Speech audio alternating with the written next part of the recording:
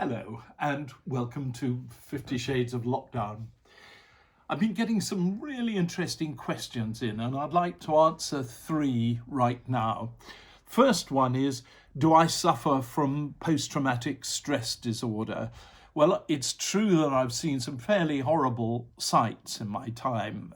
Public executions, murders. I've seen people shot and killed right in front of me. I've been lucky to escape myself on various occasions, and I've seen at least three major massacres, the one in Sabra and Shatila in 1982 in Lebanon, and the Tiananmen massacre in 1989. So I've had my share of nasty sights. And it is true that from time to time I get nightmares about it. I had one just about a couple of weeks ago. But I don't suffer from a disorder like perhaps people might assume, or like I might have expected to. I remember seeing an execution in Afghanistan, which was horribly badly botched. And I remember at the time thinking, I'm going to be dreaming about this for the rest of my life. But I have a form of therapy, which is writing and broadcasting about these things. And that evening, of the execution, I wrote it all out. I was working in those days for the Sunday Telegraph as well as for the BBC, and I had an article to write that night about it. And I dictated it over. In those days, there used to be copy takers at the Sunday Telegraph, and at the end of it, a very nice lady who had taken it all down said, "I'm so sorry that you should have had to go through all this, and I hope you get over it quickly." And I thought, well, I wonder if I will, but I did. And the same with being bombed during the invasion of Iraq, seeing 18 people burned to death in front of my eyes, one colleague of mine killed, myself injured, and my colleagues injured. We talked about it, one of my colleagues and I, so much over the next few days that as we made our way into Baghdad, about 5 days later, I suppose, we said to each other, we've had enough of talking about it. Let's not think about it anymore. It somehow deals with it. It's a form of therapy, and I'm grateful for it. Lizzie in Somerset says, America's economy is collapsing, which I'm not quite sure I agree about that. Will it be good for America if Trump is re-elected?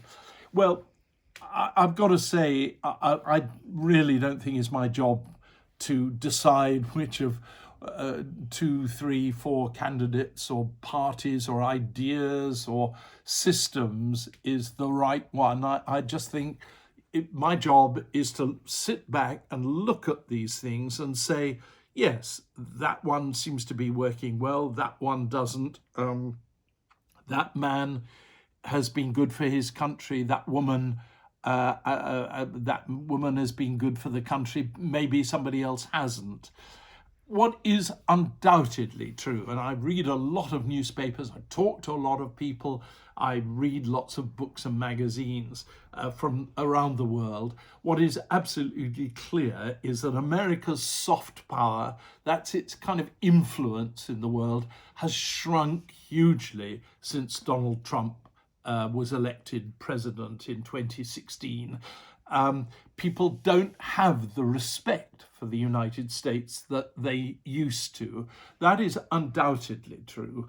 Whether he's been good for the economy, as he claimed he has, that's really more for economists to judge. But it is true that the American economy, until this whole coronavirus threw it out off kilter, that the American economy was doing really, really well.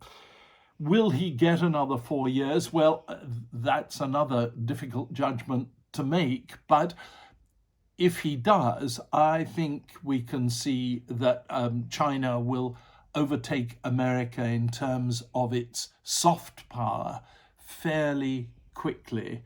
And that's, I think, rather a disturbing thing. Jason in Norfolk asks a really nice question. Will the conclusion of this period have a similar impact to the conclusion of World War II, in that we'll be far more grateful for what we have and more appreciative of the world and of the people around us? Well, I really hope that is true, Jason. It happened after the First World War, and it happened after the Second World War. As you say, people felt more together and wanted to express that in political and economic terms. And I'm thinking obviously of things like the establishment of the national health and of social security systems, which we hadn't had before 1945. Now, you can't say that a month of lockdown is the equivalent of the First or Second World Wars, of course.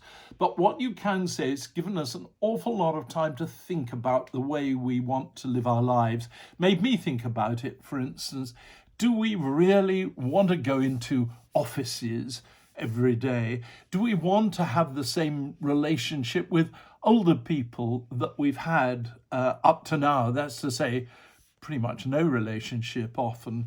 What about our families? Are they not more important to us than just about anything else? So on the one hand, there's always a kind of slipping back process. You want to go back to the old routines. But in another way, I think we have been given lots of grounds for thought about how we live our lives. Do we want to fly everywhere all the time? Do we need all the things that we've been demanding? Well, let's hope at any rate the thought takes us somewhere and that we start again when the lockdown is lifted and begin our lives over again. Thanks very much for the questions. Please send more. I love getting them and I love answering them too. So until we meet again, bye-bye.